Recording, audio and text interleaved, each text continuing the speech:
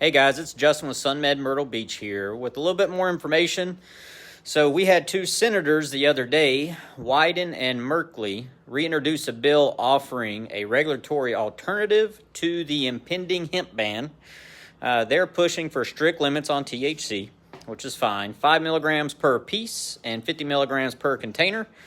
And if that allowed me to continue to sell and keep my business open, then so be it. But unfortunately, that does not work for every single customer. See, everybody's different. Everybody's chemical makeup is different. What may work for one person might not work for another. I have some people that 5 milligrams does them fantastic. And then other people, they need 50 milligrams to get the same result. There are many factors at play.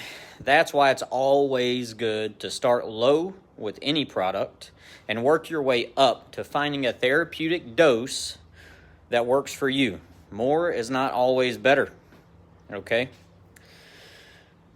So when supplementing THC like that, 5 milligrams a piece, 50 milligrams per container, if that was a person that needed 50 milligrams to get the same effect that the 5 milligram person does, that's not very cost effective.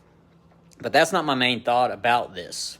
It actually has to do with other more dangerous substances like alcohol. And you know what? Let's go ahead and throw tobacco in there. You know, they have no comparable limits, even though they're far more addictive and far more dangerous. Interesting how the safest option is going to have the strictest of rules.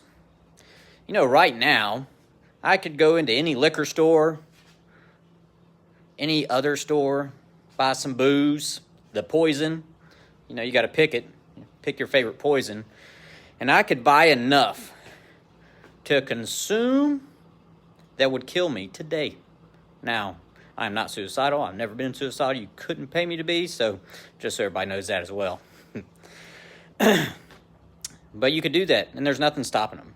Now, let's say same thing with cigarettes. You know, you could go out and buy enough cigarettes and smoke them all to where you would probably die. Now, the most dangerous part of cigarettes is the 600 chemicals that they allow in the cigarettes. Kind of like pyrazine's highly addictive. That's what makes it so addictive, not nicotine. You know how I know that? Is there is a plant called the eggplant that behind tobacco, it has the most nicotine. And I've never seen anybody take a break to go eat some eggplant for their nicotine addiction. All right? But anyway, why don't they put limits on alcohol of how much you can purchase a day to make sure you don't consume too much a day? And the same thing with cigarettes. I mean, isn't it one of those things where they say that cigarettes, for every single one you smoke, you lose like 20 minutes of your life? Why don't they regulate that into oblivion? Honestly. So, just some food for thought. When you hear our governing bodies call me a dealer, but yet prescriptions, alcohol, tobacco, they all get passes.